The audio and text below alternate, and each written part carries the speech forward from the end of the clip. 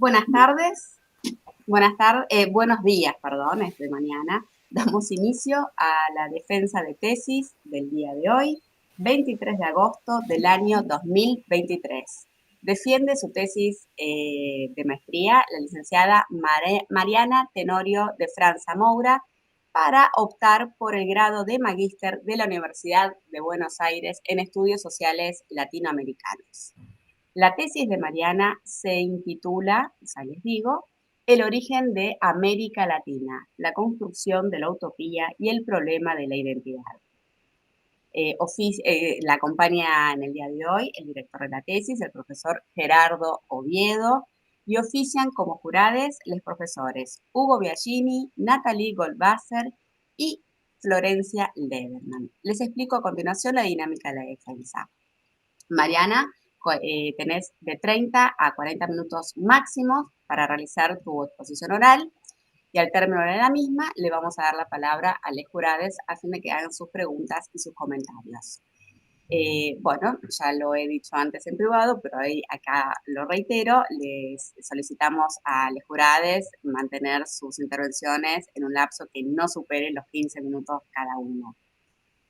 Les comento además cómo son las reglas fundamentales de defensas de tesis de la Universidad de Buenos Aires, defensas de tesis de maestría, ¿no? Primero, la escala de calificaciones. Las tesis de maestría pueden resultar aprobadas con las siguientes notas: aprobado, bueno, distinguido, sobresaliente. Y en casos de tesis de excepcional calidad, el jurado podrá calificarla como sobresaliente con mención especial.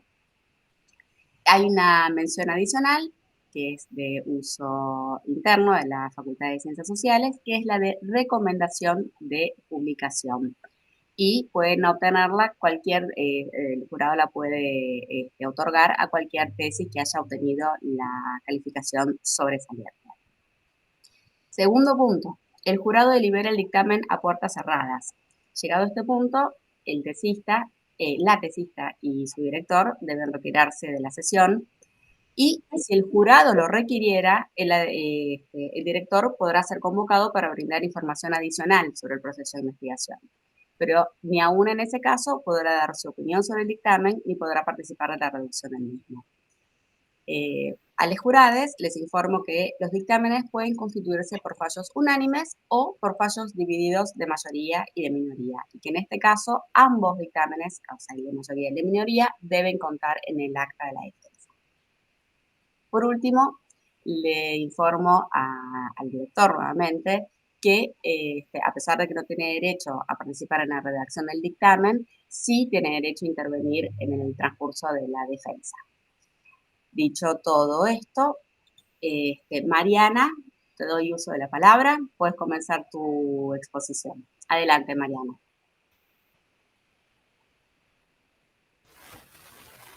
Bueno, hola, bueno, ¿me escuchan? Sí, Mariana, se te escucha bien. Bueno, me gustaría empezar. Antes que nada, quiero agradecer al jurado y particularmente a las profesoras Natalie y Florencia por los aportes al trabajo a través de las contribuciones en la evaluación de esta tesis, que ahora humildemente le presento hoy. Quiero también agradecer a Laura Moon por la paciencia, todos estos años, llevo como a 10 años en eso, y que acompañó, creo, toda la dificultad que pasé para estar acá hoy, cerrando este siglo después de tanto tiempo. Para mí, cursar esa maestría fue un proceso muy difícil, no apenas por ser una extranjera de habla de lengua portuguesa en un país en donde tendría aún que aprender el idioma y sin becas, pero también porque además de todas las dificultades, se me hizo, tuve un grave problema de salud, me tocó regresar a mi país y con eso me dejé como que inconclusa la maestría porque me quedaban unas disciplinas a hacer, pero yo intenté tratar de hacer ese tratamiento y curarlo y bueno, casi que no estoy en esa vida, pero ahora que estoy bien, me tocó seguir con esta tesis Y también me gustaría muchísimo que sin palabras agradecer a mi director, que me abrazó mismo sin nos conocernos aún, porque yo no tenía director de tesis durante todo el tiempo que estuve ahí en la cursada, no logré conseguir director, y recién cuando estoy lista para volver a todo eso, pasado todas las dificultades, lo encuentro como un ángel a ayudarme con eso.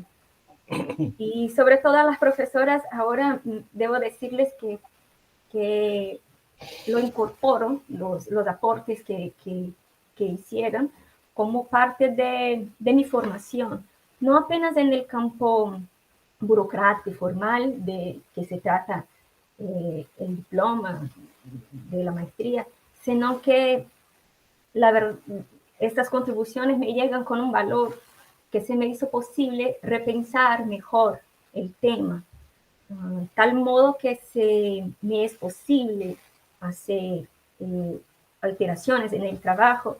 Lo haría con mucho cuidado, partiendo de estas contribuciones. Y sobre todo porque estoy consciente de que infelizmente no envié la versión más reciente del trabajo, en lo cual yo tengo al menos la bibliografía al fin de la tesis, tal como es debido para una tesis de maestría.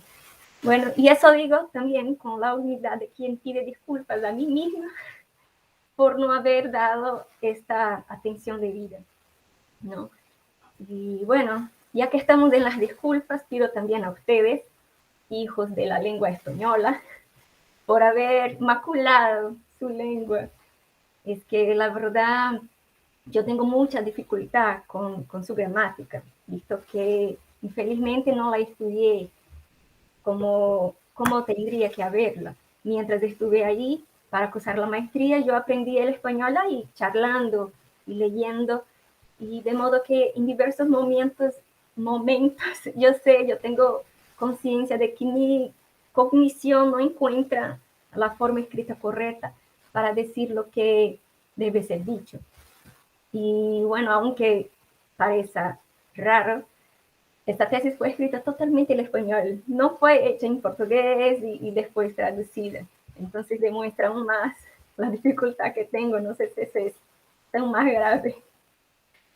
Y bueno, tratando de hacer esos agradecimientos y pedir mis disculpas por esos errores, me parece oportuno ahora adentrar en el tema de esta tesis, ¿no? Y me gustaría empezar abordando las hipótesis y los objetivos del trabajo, no del proyecto, pues estoy consciente de que hay un distanciamiento formal entre ellos. Esto vale también porque la Mariana que empezó a hacer ese trabajo es diferente 10 años después de la que está encerrando todo eso.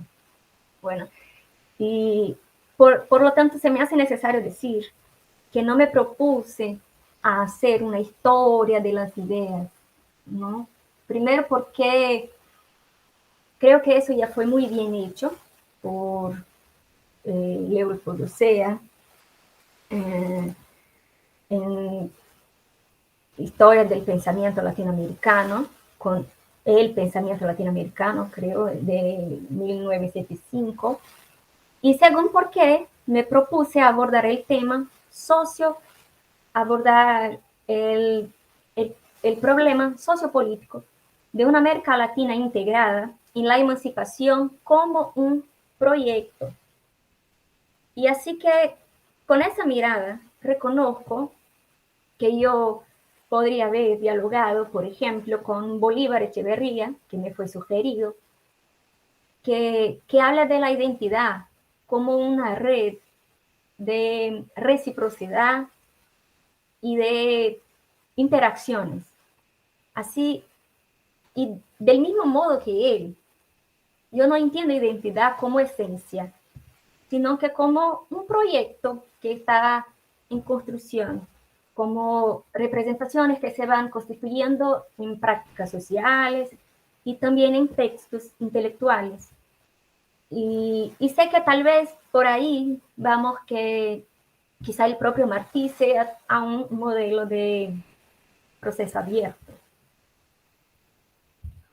Bueno, siguiendo para el itinerario, la introducción de ese trabajo, me gustaría introducir con la idea que me fue motora para la pregunta, ¿por qué que me interesó ese tema de primera mano?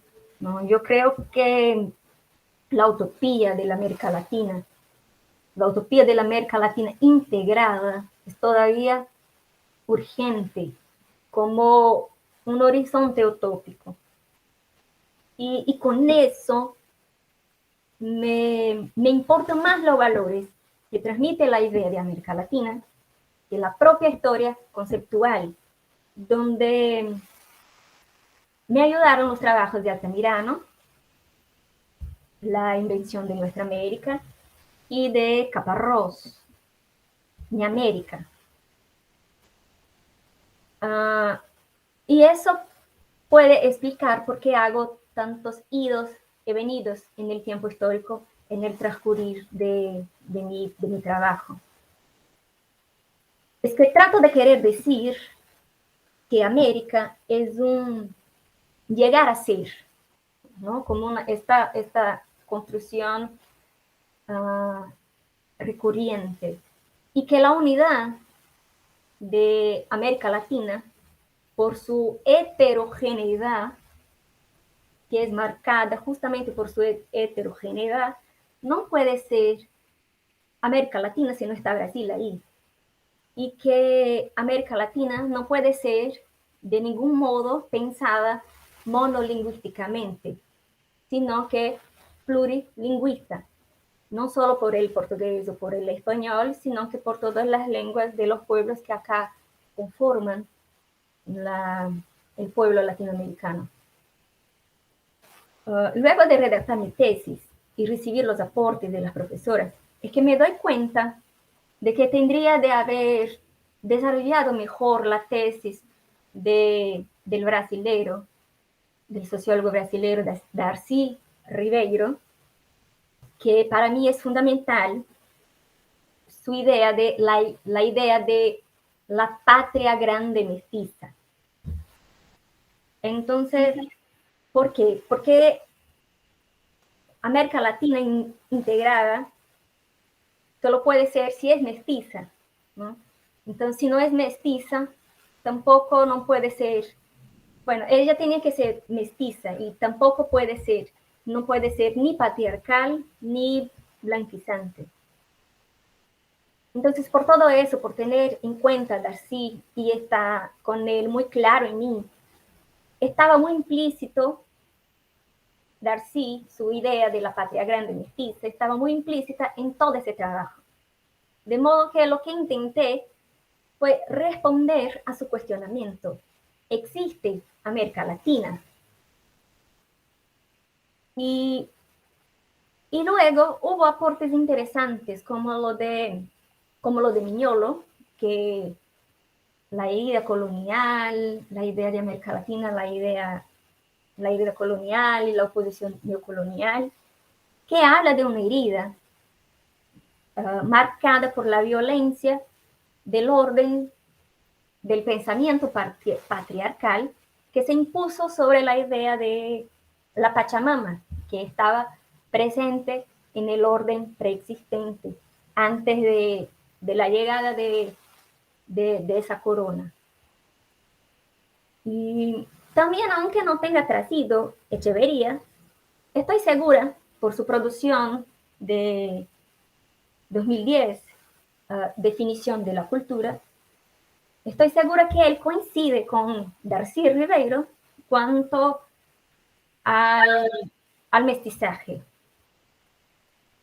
Y bueno, con eso, concluyendo esta parte. Mariana, te hago justamente una pequeña observación, porque el tiempo transcurre. ¿No querés empezar con tu presentación? Así vamos condensando la misma. Ah, claro. Déjame. Dale. Poné a compartir pantalla y ahí te vas guiando mejor con con el orden de la todavía no, tranquila, tranquilidad, no pasa nada, nadie te corre, simplemente es para ir organizando mejor los tiempos. Ahí fue. Ahí fue, perfecto. Mariana, para que tengas una idea, ya van más o menos unos casi 10 minutos de la presentación, así que ten en cuenta que ahora tenés unos 30 minutos, ¿ok? Por las dudas, si querés, tómate el celular y ahí vas más o menos regulando los tiempos, ¿dale? Yo de todos No modos, puedo hacer eso. Tengo bueno, dificultad. entonces Me ayuda. seguí el esquema de tus filminas. Adelante. Bueno, seguimos entonces. El primer capítulo, voy a hacer un resumen general, sencillo de mi tesis, que está dividido en 3 capítulos. En el primero yo trato de poner en consideración el origen del término de América Latina, tratando de decir que hubo una centena de nombres para lo que hoy llamamos América Latina, y fue fundamental para ello los procesos revolucionarios de independencia que levantar el problema de identidad bajo 2 perspectivas. La perspectiva nacional, surgido por la formación de las repúblicas, y la continental, a partir de los rasgos comunes entre esas repúblicas, como el pasado colonial, la lengua y la raza. Y bajo esa perspectiva continental, que condicionaba la idea de solidaridad en los procesos de independencia, nace el hispanoamericanismo como identidad de los pueblos de las repúblicas locales, defendido así también por Simón Bolívar. De acuerdo con Rojas Mix, esa hispanidad se define por el único vínculo importante, la lengua, pero también el autor encuentra 2 momentos de ese hispanoamericanismo. El primer en el siglo XIX, que se caracterizaba por una crítica feroz del pasado de la colonización, entendido como época de barbarie y tiranía. Entonces, ese movimiento hispanoamericanista buscaba una valorización de la historia que justifique la ruptura con ese pasado. Y el segundo momento del hispanoamericanismo reside en el siglo XX y, al contrario del primer, es marcado por una aproximación con España, la madre patria. Más al frente vamos a ubicarlo mejor. Entonces, se puede decir que el siglo XIX fue marcado por un espíritu de solidaridad continental que postulaba una sociedad plurirracial y que como artista formulaba un proyecto de sociedad mestiza. Por fin, esta idea de hispanoamericanismo está fundada en la historia, la lengua y en un ideal sobre todo. La denominación América Latina solamente apareció en la segunda mitad del siglo XIX y desde entonces encontró mayoría en los discursos de la identidad. Arturo Ardao defiende que el primer a utilizar el término fue el colombiano Torres Caicedo. Sin embargo, para Rojas Mix fue el chileno Francisco Bilbao. Y de todo modo, resaltamos que inicialmente la idea de América Latina era más restringida que la idea americana de los congresos de Santiago y Washington en 1806, porque no incluía a Brasil por ser aún un imperio. Y según Mónica Quijada, para ella fue el francés Michel Chevalier quien habló por primera vez de una América Latina diferente, por su cultura, que es diferente de la América sajona. Sin embargo, afirma que él nunca habló de América Latina como un nombre colectivo, como hoy hablamos, sino que hablaba de una América que era latina del mismo modo que una América protestante o católica. De acuerdo con la autora, muchos hispanoamericanos venían aplicando el concepto de latino a los pueblos de esa porción de América desde los comienzos de la década de 1850. Y creemos en ese trabajo, entonces, que ese término fue una creación intelectual latinoamericana. Quijada encuentra que el caso más antiguo del uso fue en 1851, con Francisco Muñoz del Monte y Santiago Arcos, que utilizaron la asociación para describir los movimientos expansionistas de los Estados Unidos como una agresión de la raza anglosajona hacia la raza latina. Destacamos que para los hispanoamericanos el concepto de raza no era correlativo de superioridad o inferioridad, sino que era más bien geográfico y que se refería fundamentalmente a la política de Estados Unidos con respecto a los países que estaban al sur de sus fronteras. En 1865, José María Torres Caicedo hizo leer por primera vez el término en su poema Las dos Américas, publicado en París. Ahí el término es usado para referirse a los pueblos nacidos para aliarse, siempre refiriéndose a una amenaza mortal a la América sajona, que por su afán expansionista pasó a representar el enemigo a ser combatido. Torres Caicedo entonces se consolidó como el padre del latinoamericanismo, ratificando la concepción de la nación de naciones de Bolívar, llamando así a la creación de un Estado supranacional. Para esos latinoamericanos no había contradicción entre lo latinoamericano, lo iberoamericano y lo hispanoamericano, pues eran todos un componente de la gran matriz de lo latinoamericano. Y después de la guerra de Cuba, los españoles trabaron una guerra ideológica contra el panamericanismo. Así recurren al iberoamericanismo para detener la marcha ascendiente de la civilización sajona. De ese modo, unirse a España era lo único capaz de detener el imperialismo yanqui. Y acá tenemos las huellas del segundo hispanoamericanismo. Para Alain Rouquier, el concepto de América Latina no tiene todo el privilegio del rigor porque representa un problema. Se pregunta qué es lo que caracteriza a América Latina y que las relaciones de disparidades económicas y culturales de las naciones no favorecen una real conciencia unitaria. Defiende que la cuestión se elucidaría, por ejemplo, si hablásemos de Américas Latinas, pues ese término tiene la ventaja de reconocer una de las dificultades, pero al precio de acentuar la dimensión cultural. Entiende así que el epíteto latino sirvió a Francia de Napoleón frente al expansionismo estadounidense y que la América conquistada por los españoles y portugueses es bastante latina, sobre todo porque el indio es marginado y excluido de la sociedad nacional. Bueno, acá tengo Arturo Ardao y Leopoldo Sea, que dicen que entiende que está superado ese debate del término de América Latina o Latinoamérica, Iberoamérica o Hispanoamérica, porque se considera que España y Portugal crearon distintos tipos de orden, produciendo caracteres distintos entre Hispanoamérica y Brasil. Y de acuerdo con Ardao, la idea y el nombre de América Latina no nacieron juntos, sino que fue un proceso constituido en tres distintas etapas. La primera, al fines del siglo XVIII, en que al México pertenecían Nuevo Mundo, América, América del Sur y hasta América Meridional. En esa etapa la América que fue de pertenencia de España, fue llamada de América Española o Hispanoamérica. La segunda etapa se extiende desde el fines de la década de 30 hasta la de 50 del 19, en que crece la idea de latinidad que uniría la América del Sur, y esa idea fue promovida por intelectuales franceses que empezaron a ver que había dos distintas etnias, la sajona y la latina, bajo la misma América. En la tercera etapa se consolida un nombre para la idea de la etapa anterior y se ha producido a fines de la década del 50, del siglo XIX, cuando América Española pasa a denominar la totalidad de la América de lenguas españolas, portuguesa y francesa.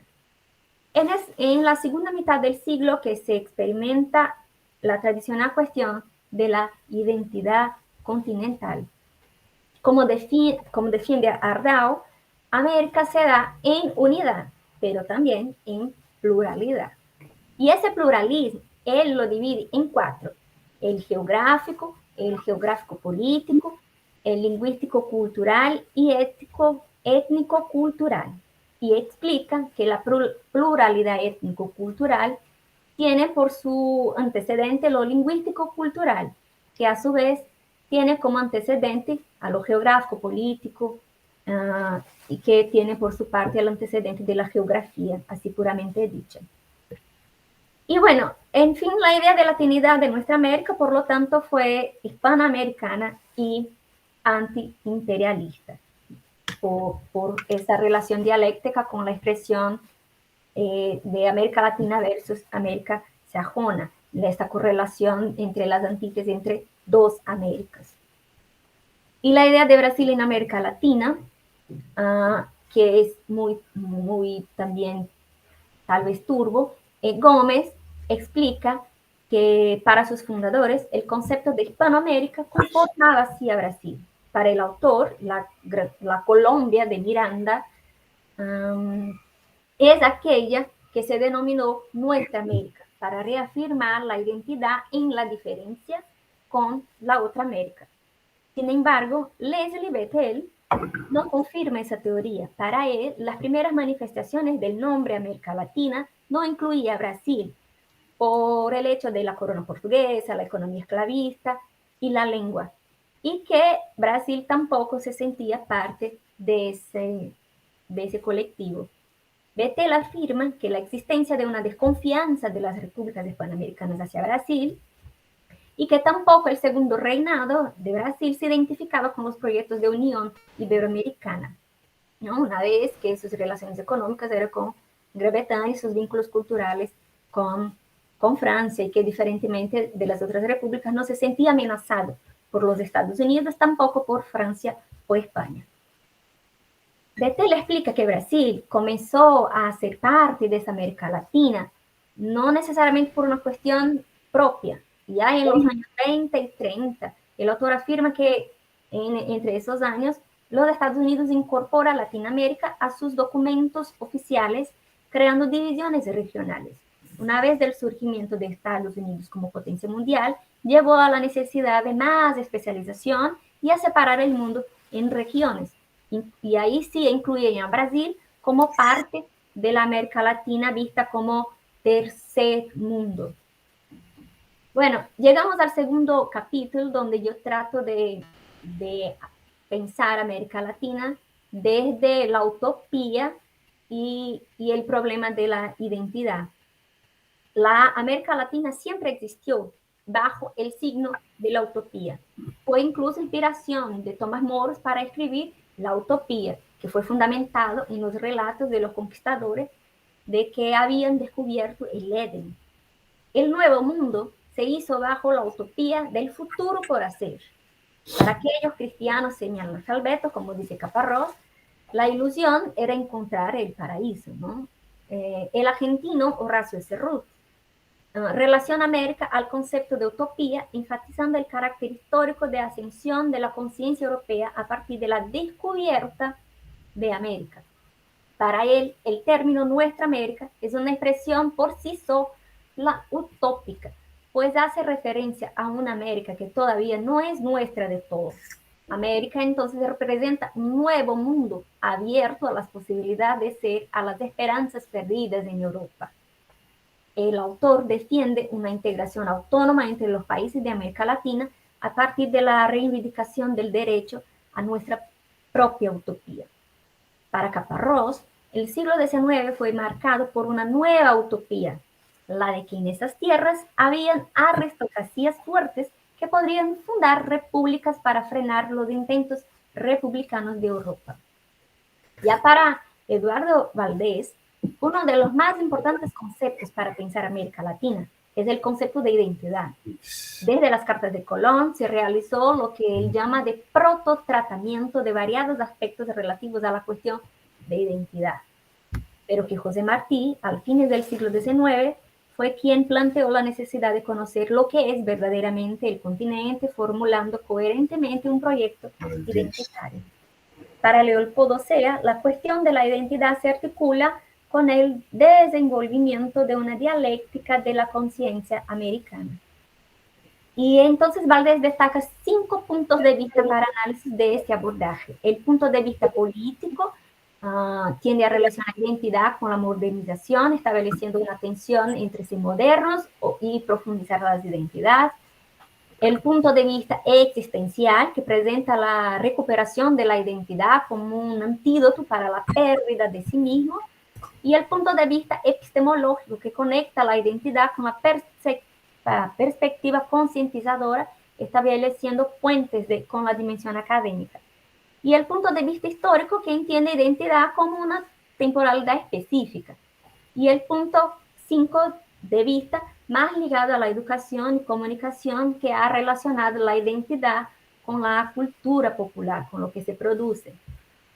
Lo que se puede concluir es que el concepto de identidad se ha transformado en el concepto donador de sentido para pensar América Latina. Se ha ampliado el concepto que se encuentra en cuestiones políticas, ideológicas, epistemológicas y antropológicas, pudiendo hablar de una consolidación definitiva, no pudiendo hablar de una consolidación de esta perspectiva identitaria, porque, por supuesto, está siempre en construcción.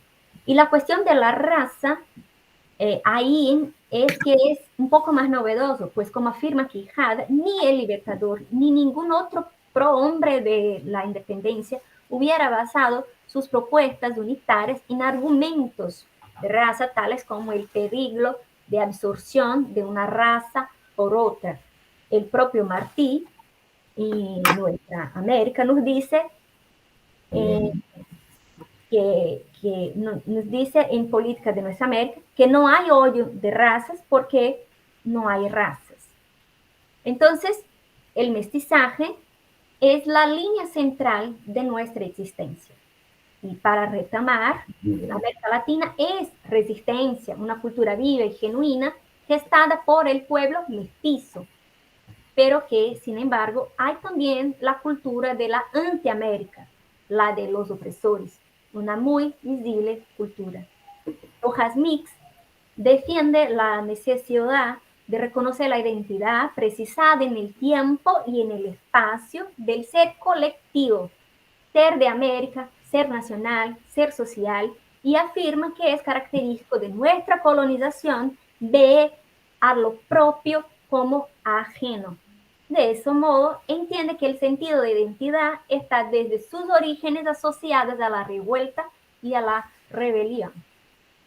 Durante la época colonial, la cuestión no es de identidad, sino que de la naturaleza. Y ahí están el indio y el negro, que si son hombres o si son animales, ¿no? Altamirano afirma que del mismo modo que es esa sociedad del siglo XIX, del mismo modo que esa sociedad era estamental y multiétnica, las identidades colectivas también lo eran.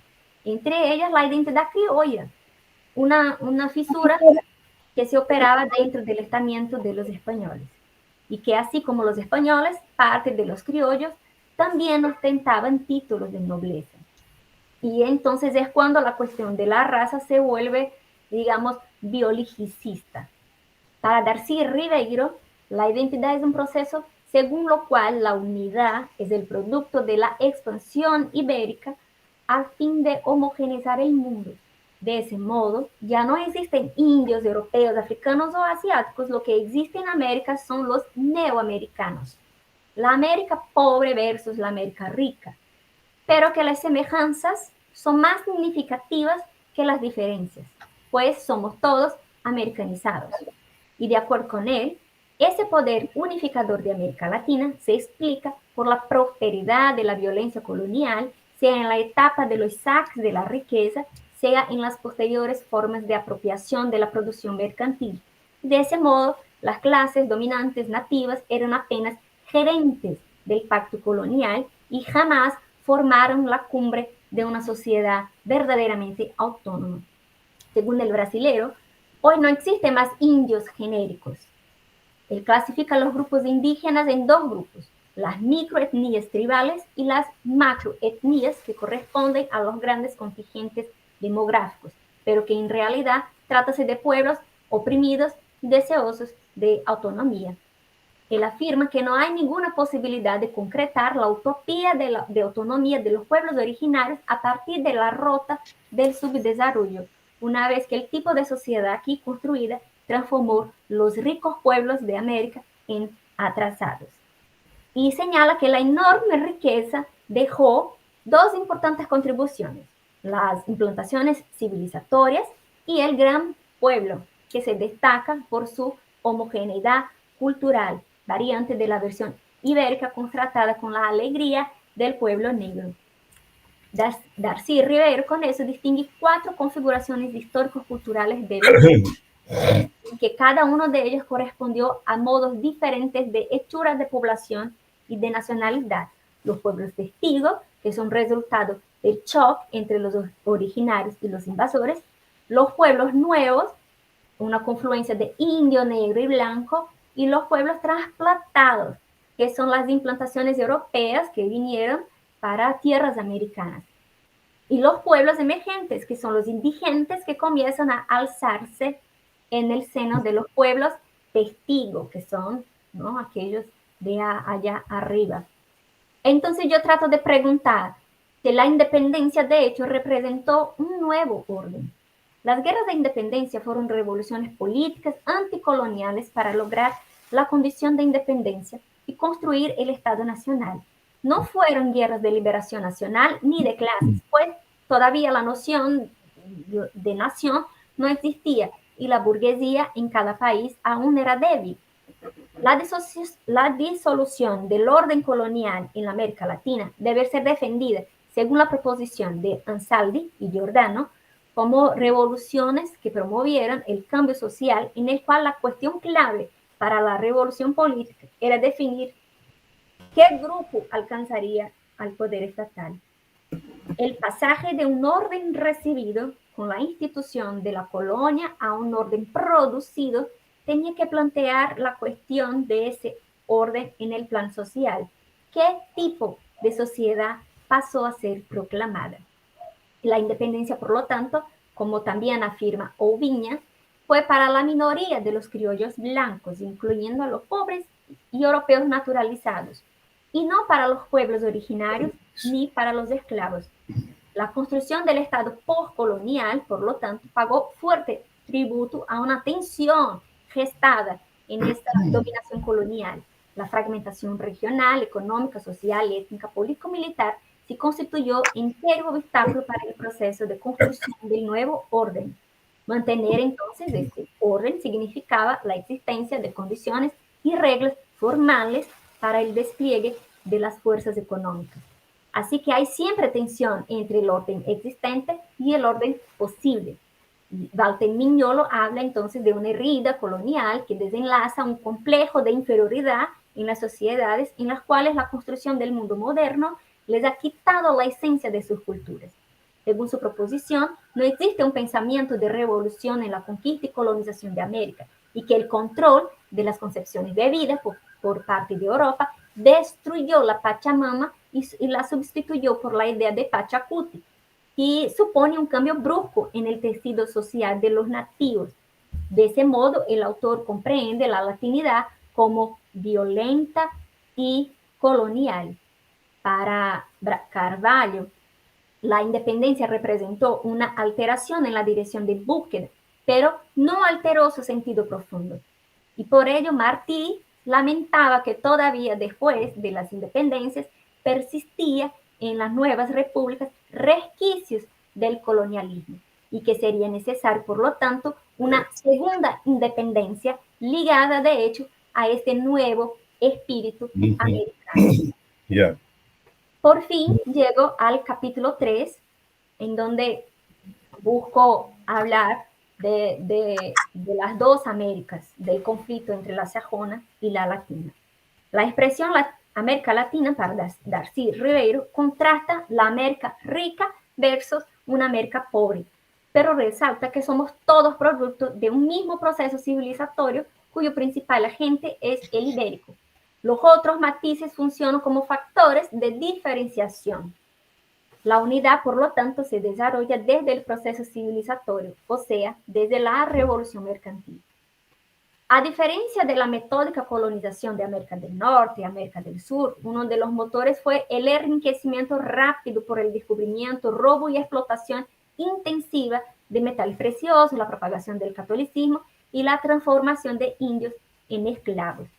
Comprendiendo que América Latina no se explica sin su relación dialéctica con la América sajona, en una correlación de antítesis, si nos hace pontear que el 2 de diciembre de 1823 los Estados Unidos aprobaron la doctrina Monroe, conocida por su defensa del derecho de intervención de Estados Unidos en los estados americanos que jugaban incapaces de mantener su orden interno y de cumplir con sus compromisos financieros internacionales. A través de la doctrina Monroe, El tema, la América para los americanos, sintetiza la cobertura ideológica para el objetivo de formar con los estados latinoamericanos una comunidad comercial bajo los comandos de Estados Unidos, de modo a alejar la competición de Gran Bretaña y otras potencias industriales europeas. En 1897, los Estados Unidos anexaron ahí y vencieron la guerra hispanoamericana en 1808, conquistando Cuba, Filipinas y algunas otras islas. En 1902, Cuba aprobó su primera constitución independiente, pero tuvo que anexar al texto una ley aprobada por el Congreso norteamericano impuesta a los cubanos, la enmienda Platt, que definía los límites y las condiciones de esa independencia. Con eso, los Estados Unidos mantenían bajo su control la política externa y la política económica de Cuba, asegurando el derecho a la intervención norteamericana a la isla. De acuerdo con Moniz Bandera, los Estados Unidos y su pueblo creían ser electos de Dios con su destino manifiesto. Entre 1876 y 1915, dice el autor que las Américas se constituían la única región del mundo donde no hubo rivalidad grave entre las grandes potencias, pues ninguna nación veía razón para desafiar la doctrina Monroe, que racionalizó el derecho de intervención de Estados Unidos en los estados latinoamericanos, de modo a consolidar su imperio informal.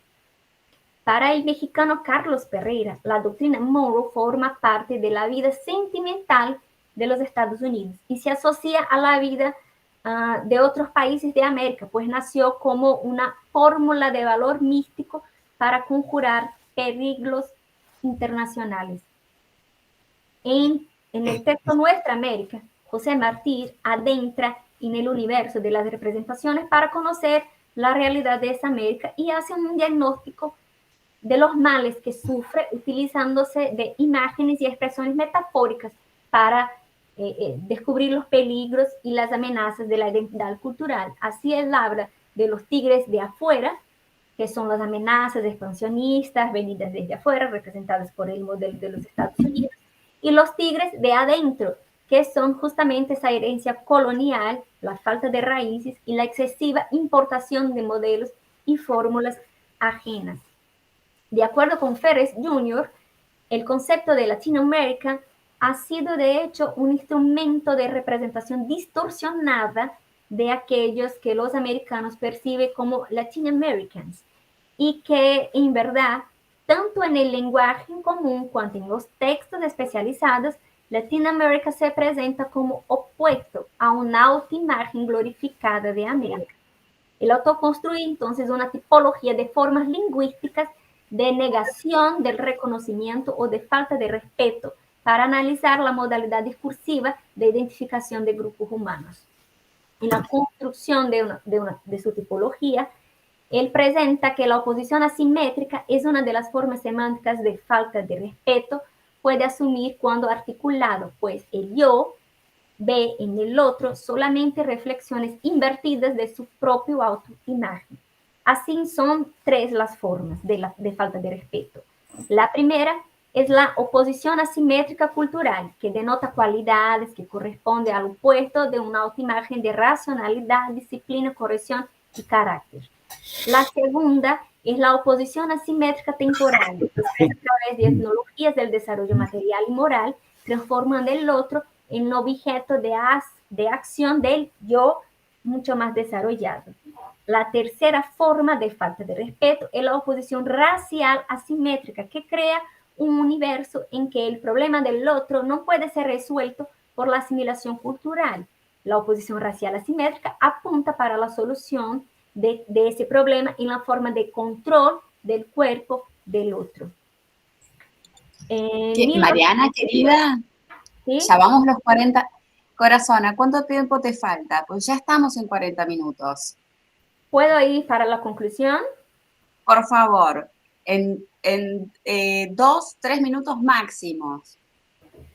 Bueno, la historia de América Latina está marcada por un interrupto proceso de continuidad y rupturas, en lo cual el proceso de construcción del orden a partir de la elección colonial llevando a un desorden primario que explica el proceso modelador de la sociedad como económicamente dependientes. A lo largo de casi 3 siglos, América Latina fue Europa. En esos siglos nació en esa parte de América una nueva cultura con rasgos, definiciones y destinos de la civilización hispánica, en donde residía la catolicidad. En el patriarcado implantado por el colonialismo hispánico y lusitano, interrumpió las dialécticas constituidas y constituyó la nueva identidad de los pueblos americanos, los pueblos colonizados.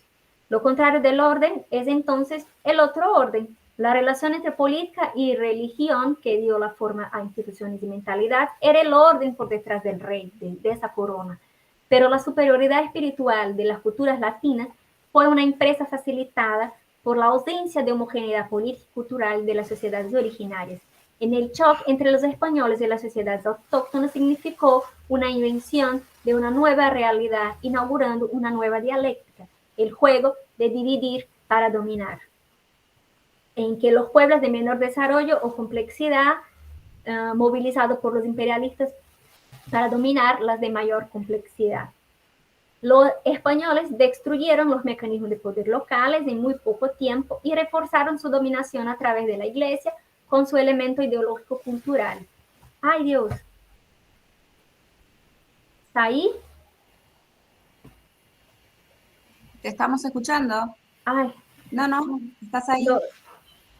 Bueno, los imperios ibéricos fueron regímenes de cristiandad y mismo con las violentas guerras en Europa por diversas confesiones religiosas, América Latina se volvía cada vez más católica.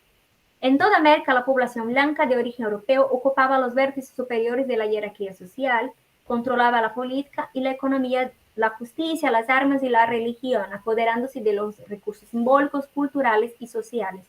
Los conquistadores provenían de un mundo donde la sexualidad era escondida y combatida y llegaron a otro en donde el placer estaba al alcance.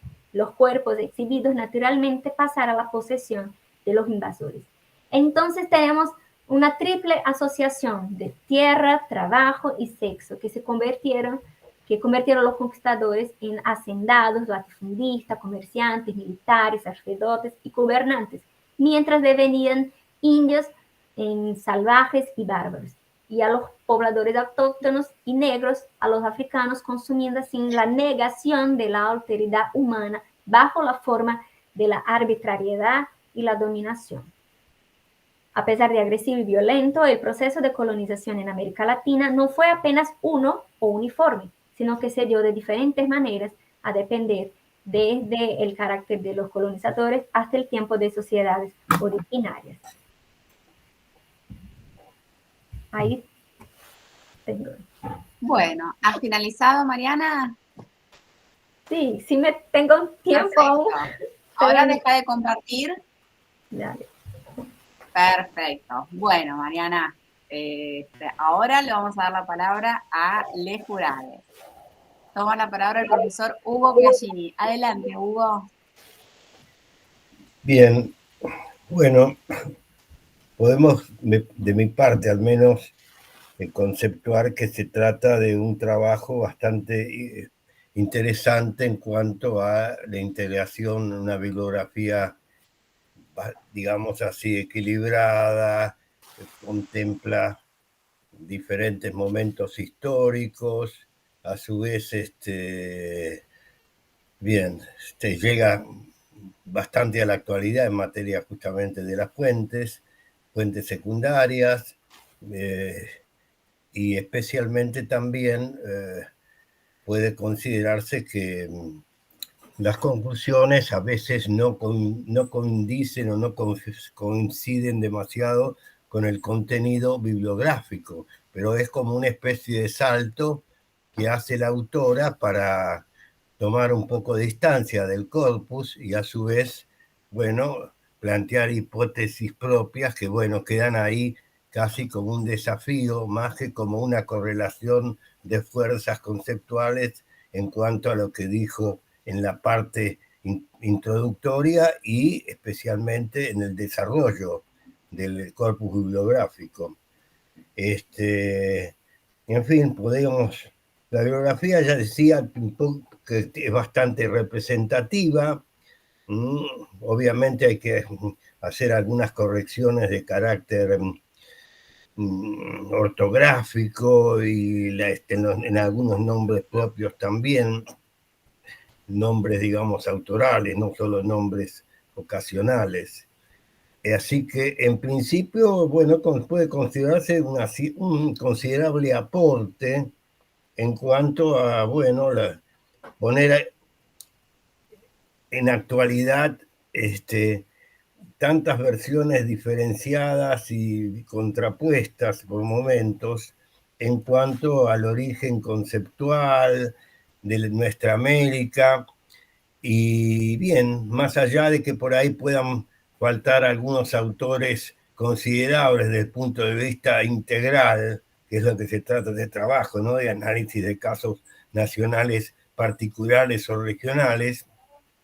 Y en este sentido, por ahí podemos mencionar algún autor clave o por lo menos de importante actualidad en cuanto al corpus conjunto, como es el cubano Pablo Guadarrama.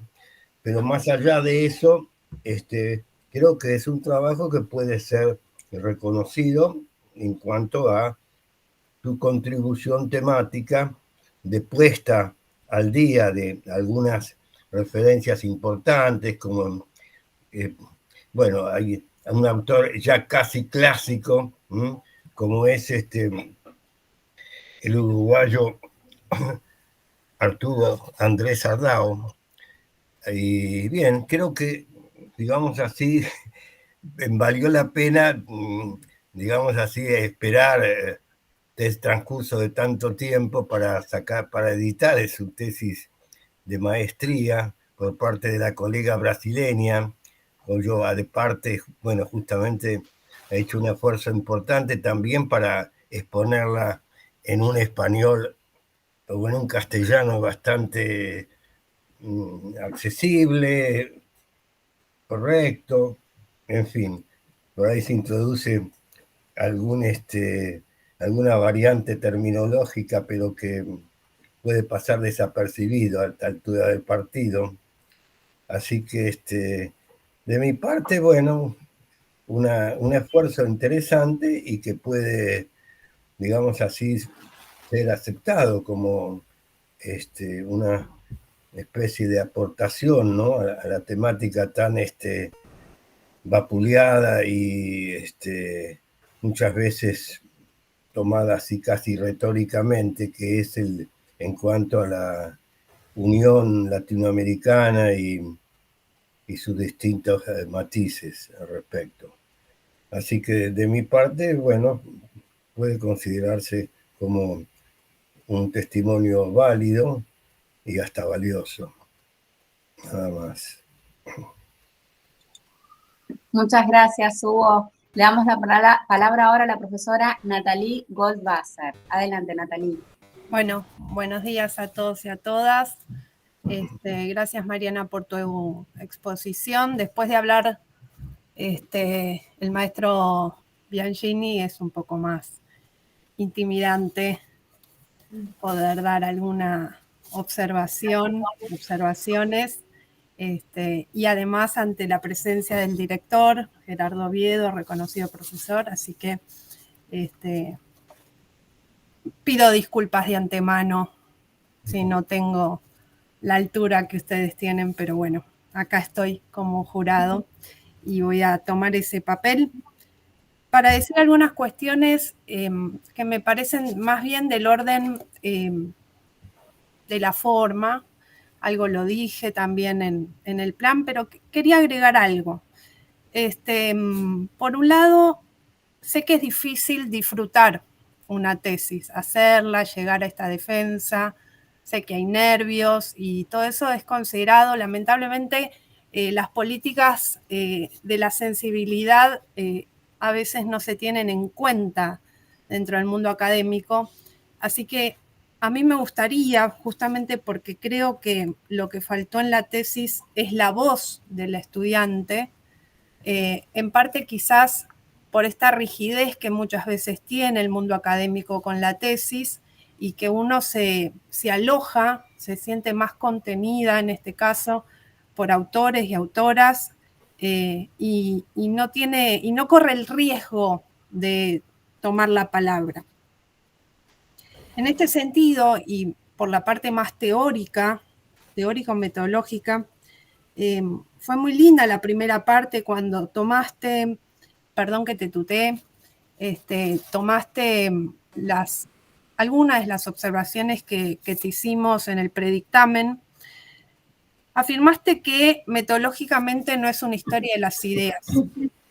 Ahí creo que quizás hubiese sido interesante, y quizás este es el espacio para aclararlo, que pudieras comentar entonces cuál fue tu metodología de investigación para tomar postura, seleccionar, discriminar en el buen sentido de la palabra algunos y algunas autoras y no otros y otras, como mencionó el profesor Bianchini, el maestro Bianchini.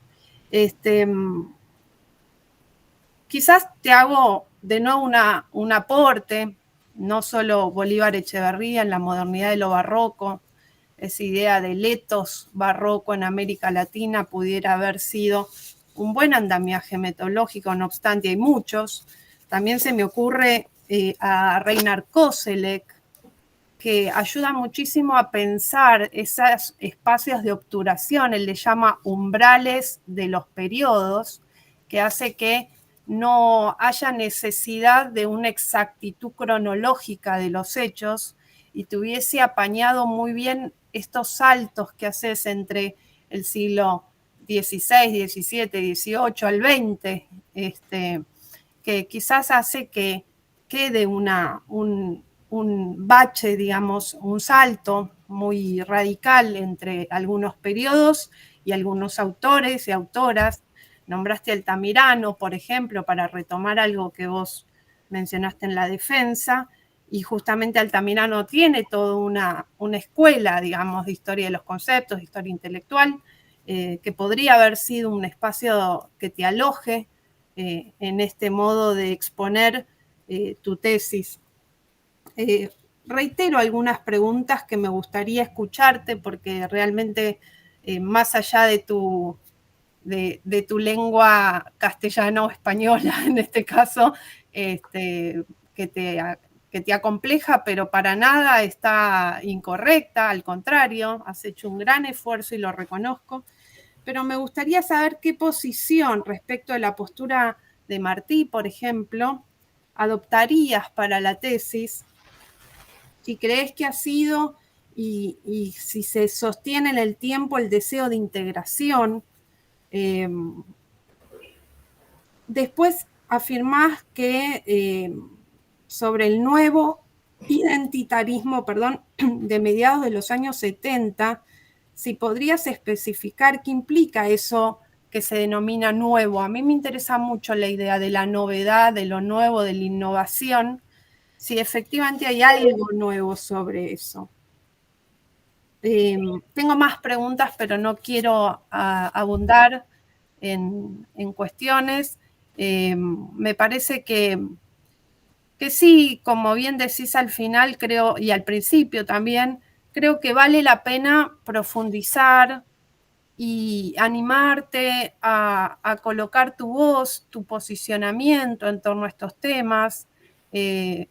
Me parece que te puede ayudar mucho alguna persona de habla castellana para reformar esta escritura que por momentos se volvió un poco difusa. Y en ese sentido, quizás la metodología, una metodología que vos adoptes, que elijas, podría ser el punto de apoyo después para entender mejor cuál es el objetivo general y específico de este posicionamiento que estaría bueno que vos arremetas. Así que por mi lado felicitarlo al director, supongo también un esfuerzo grande, y felicitarte, Mariana, esperando que realmente encuentres el disfrute de hacer una tesis y una defensa que obviamente está acompañada por nervios, pero no por eso exenta de un regocijo por llegar a este punto. Bueno, muchas gracias. 6 minutos tardé. Muchas gracias, Natalie. Ahora le damos la palabra a la profesora Florencia Lederman. Adelante, Flor. Muchas gracias, Laura. Bueno, buen día. También un honor estar acá para formar parte de este jurado, así que muchas gracias por la convocatoria. Voy a hacer algunos también comentarios un poco en línea con lo que ya dijeron el profesor Biagini y la profesora Goldwasser, digamos, para no abundar y tratar de no repetir los conceptos que ya se mencionaron. En primer lugar, también, bueno, concuerdo con lo que decía Natalie de esta idea del disfrute, que es muy difícil, pero que quizás cuando se llega a esta instancia, tratar de valorarlo es importante. Y empezar a disfrutar un poco ahora, quizás, del proceso vivido, ¿no? También valorar, en función de lo que comentaste al principio de tu presentación, de las dificultades que tuviste que atravesar, digamos, es muy importante haber llegado a este punto, a pesar quizás de las dificultades o de las debilidades que pueda tener la tesis, que no es un cierre, por más que esta defensa es un cierre de un ciclo, digamos, no quiere decir que no pueda seguir trabajando, obviamente, en este tema, en la propia tesis, en cada uno de los capítulos, como quieras después avanzar en el futuro, ¿no? Pero bueno, me parece que es importante también valorar ese esfuerzo y ese camino que a veces queda no sé, como escondido por debajo, ¿no? Que en el momento que vamos escribiendo la tesis y que vamos investigando, también vivimos y nos pasan cosas, digamos, y eso es parte del proceso de investigación también, ¿no? Porque, digamos, no está exento, no está metido en un cuadradito ahí, en un cubo de cristal, y no pasa nada alrededor. Entonces valoro también que hayas comentado, que hayas traído la experiencia o lo que te tocó pasar, y que a pesar de eso llegaste a este momento. Eso me parece muy importante decirlo. Bueno, yo ahí en el predictamen hice varios comentarios, también desde el punto de vista del orden de lo metodológico, ¿no? Como decía Natalie, quedaba un poco difusa la metodología. Vos propusiste ahí un objetivo, que vos pusiste el plan de tesis al principio, y ahí había un objetivo que por ahí es un objetivo claro que dice objetivo general es esto, que quizás habría que pulirlo un poco, pero después a lo largo del escrito de la tesis está un poco difuso, ¿no? Si se responde ese objetivo o no. Después, al principio de la presentación, hablaste de abordar el problema sociopolítico, ¿no? De la construcción de la idea de América Latina desde una mirada integrada del proyecto de emancipación. Ahí me parece que hay algo un poco más fuerte, ¿no? Un objetivo más claro, pero que tampoco se termina de ver en la tesis. Como que queda solapado de alguna manera eso. Entonces yo, un poco la sugerencia principal va en esa línea, ¿no? En que puedas definir, como decía Natalie, una metodología y un objetivo general, y a partir de eso vas a poder seguramente reforzar varios de los puntos más débiles de la tesis. Porque también decías, bueno, otro de los objetivos es responder un poco a la pregunta que se hace Darcy Rivero sobre si existe América Latina, ¿no?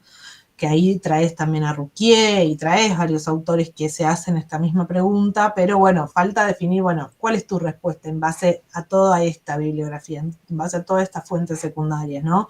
Y un poco ahí va a lo que decía el profesor Biagini, que quizás en las conclusiones no volvés tanto sobre lo que dijiste para decir, bueno, esto es todo lo que está dicho, de esto dicen las fuentes, bueno, yo digo esto es lo que puedo concluir acerca de todo lo que dije antes, ¿no? Entonces ahí faltaría también un poco reforzar en las conclusiones. Quizás algo que te puede ayudar en ese sentido es profundizar un poco en las condiciones sociohistóricas, ¿no?, del proceso, porque vos vas mechando algunas cuestiones, pero a lo mejor siempre la cuestión teórica, ¿sí?, relacionada con las condiciones sociohistóricas pueden ayudar a explicar un poco mejor. Más allá de que vos no haces una historia de las ideas o una historia conceptual, sí hablas de la construcción de una América Latina, y América Latina en sí misma primero es una idea. Entonces, pero esa idea se forja en base a unas condiciones sociohistóricas que están mechadas ahí de alguna manera, quizás un poco desordenada, pero a lo mejor ordenar un poco eso puede ser cronológicamente o no, como decía Nathalie, pero que quede como más claro los procesos, ¿no?, que estás tratando de ver. Por ejemplo, cuando hablas en el capítulo 2 de Brasil en América Latina, que me parece que es un punto muy clave, muy importante también para pensar la construcción de América Latina, porque Brasil desde el punto de vista geográfico ya es una porción importante, pero también política y económica, ¿no?, de la región. Por ejemplo, no mencionás la Guerra de la Triple Alianza para el siglo XIX, que es clave para pensar el lugar de Brasil en América Latina, pero también la construcción de esa América Latina, ¿no?, de la integración, de la unidad, que por ahí también mencionás. Entonces, bueno, ese es un punto que sería importante trabajar quizás o profundizar, ¿no? Bueno, y también, digamos, el capítulo 3 quizás quedó un poco algo corto, ¿no? Pues hablas de la América sajona, la América Latina, después hablas un poco de la relación Cuba-Estados Unidos, ¿no? No sé, quizás ahí también faltaría retomar estas ideas, explayarlas un poquito más. Me parece que ahí está todo. Está, pero falta, ¿no?, profundizar y darle un orden. Que si volvemos a lo que decía antes, desde la cuestión más metodológica, más objetivos, hipótesis, metodologías, creo que te va a ayudar a hacer este orden. Bueno, más que nada eran esos comentarios y preguntar un poco, quizás que desarrolles acá, bueno, cuál fue efectivamente el objetivo de la tesis que seguiste para poder ir escribiendo los capítulos. Y bueno, me parece que hasta ahí mis aportes, para no seguir explayándome. Muchas gracias, Flor. ¿Qué, Mariana? Sí, Hola, Mariana. hola. Perfecto. Hola, sí, no, porque me parece, no sé si soy yo que tiene conectividad inestable o vos, pero bueno, como no te veo, quería saber que estabas ahí. ¿Me escuchas? Escúchame. Sí, ahí te escucho perfecto. Bueno, ahora es tu turno de dar respuesta a todas estas preguntas y estos comentarios que te han hecho. Tenés máximo de 20 minutos. Como vos sos un poco dispersa, yo a los 15 minutos te voy a decir, Ariana, vamos por los 15. ¿Ok? Así vas redondeando. Adelante. Bueno, a partir de esas, bueno, gracias a los comentarios, a los aportes, tomo una vez más como aportes para seguir investigando, profundizando todo eso. Sé que esta discusión no se concluye acá, ni por las investigaciones, ni tampoco de mi parte, ¿no? Yo sigo incluso deseando, asumiendo que hay mucho más para ser investigado y que me gustaría muchísimo profundizar la investigación de fondo y de forma, sobre todo, ¿sí? Porque puedo reconocer todo eso que las profesoras mencionaron, de la metodología, de las cosas, de cómo las cosas de pronto no se quedaron muy claras. Entonces, yo lo tomo como algo que yo pueda seguir mejorando y buscando del mejor modo alcanzar esta investigación que sigue, ¿no? Y me gustaría también, tal vez, poder ampliar un poco mis conclusiones, señalando que el mestizaje nos hace plurilingüista y plurinacional. Quizá esta sería mi voz, la voz que las profesoras sintieran que faltaba. Entonces, yo creo que faltó eso también, que yo diga eso, sobre todo en las conclusiones. Y no voy a tomar todo el tiempo que me queda, porque tengo nada más que recibir esos aportes y seguir con esta investigación. Pero si puedo decir que sobre mi objetivo, yo creo que era justamente abordar ese problema como el problema, ese tema de América Latina, que es de eso, como en verdad un problema sociopolítico, ¿no? que está involucrado ahí, también el sentido ideológico y hasta hacia utópico mismo de una América Latina, de hecho, integrada, ¿no? Como un proyecto de idea en construcción, que no está aún conclusa y encerrada de todo. Yo no sé, se me pierdo, pero me gustaría encerrar diciendo que me gustaría mucho seguir esa investigación.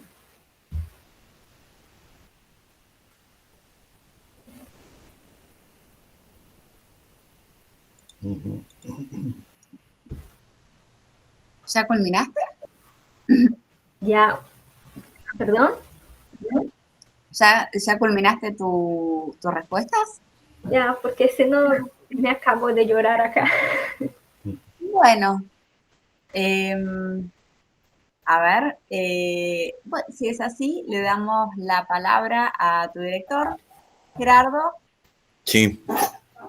Sí, Bueno. el profesor Gerardo Oviedo toma la palabra para el cierre de la defensa. Primero, agradeciendo la atenta lectura de Hugo Biagini, de Nathalie Goldwasser y de Florencia Lederman, particularmente los dictámenes de Nathalie y de Florencia, que demostraron seriedad y compromiso como evaluadoras, que ayudan muchísimo a Mariana, que ha afrontado serias dificultades, tanto en su maestría como en la redacción del trabajo. Ha hecho un esfuerzo notable en función de su situación vital. Le agradezco a Florencia también su sensibilidad para observar ese aspecto. A Nathalie, la expresión política de la sensibilidad en este caso es muy pertinente, de un trabajo que quisiera hacer dos aclaraciones, ¿no? La primera es que había una versión futura pendiente, incluso a instancias de una corrección de estilo, incluidos los paratextos, ¿no?, de la tesis.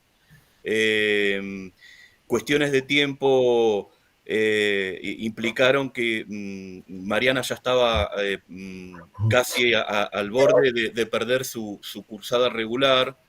Entonces, digamos, presentó un borrador de cuestiones que todavía estaba elaborando, ¿sí? Incluso una versión que no era la definitiva. Bueno, eso explica algunas falencias que ustedes han advertido muy bien. En cuanto al aspecto metodológico, claro, ella, porque lo discutimos, quiso decir que no quería hacer una historia intelectual, en rigor, ¿no? Al modo de Terán, de Altamirano, la escuela que señalaste, Nathalie, muy bien.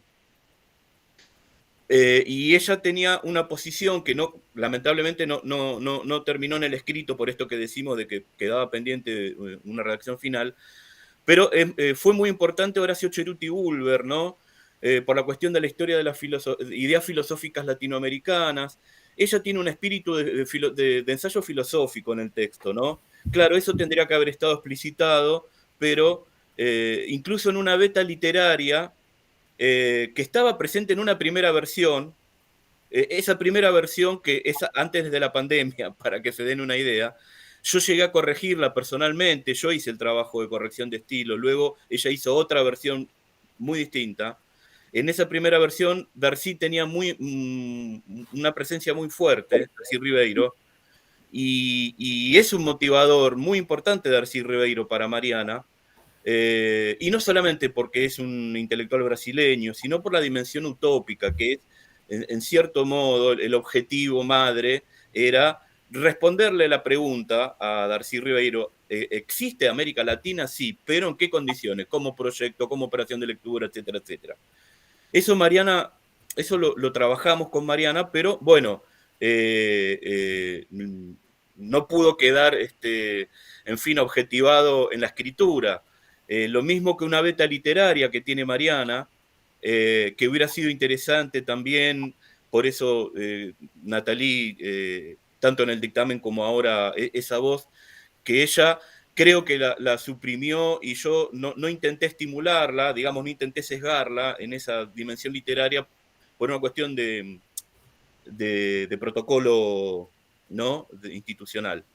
Pero también nos damos cuenta, ¿no, Mariana, que esa dimensión literaria también vale la pena incorporarla, por eso es tan importante los aportes de Nathalie y de Florencia, ¿no? Así que yo les agradezco mucho. Me alegra mucho que Mariana esté en esta instancia. Me da un poco de emoción, porque sé el esfuerzo que le llevó. Y bueno, ella es muy consciente de que esto es todavía un proceso en el que, independientemente de las instancias académicas, ella lo va a realizar porque es ya un proyecto vital, no es solamente una cuestión de carrera. Así que bueno, gracias y esto es lo que quería decir. Muchas gracias a vos, Gerardo. Bueno, finaliza la defensa. Le vamos a pedir a Mariana y a Gerardo que se retiren de la sesión y que estén atentos a sus celulares, porque les voy a avisar por ese medio que se reanuden cuando tengamos listo el dictamen. Mariana, por las dudas, vos también estate atenta a tu mail, porque si bien agendé tu celular en el WhatsApp, como sos de Brasil y demás, entonces a veces WhatsApp falta un más, falta un menos, o falta algún código, te dice no encuentra el contacto. Así que sí, estate atenta al WhatsApp y al mail. Bueno. Hasta prontito ambos. Detengo la grabación del evento. Gracias.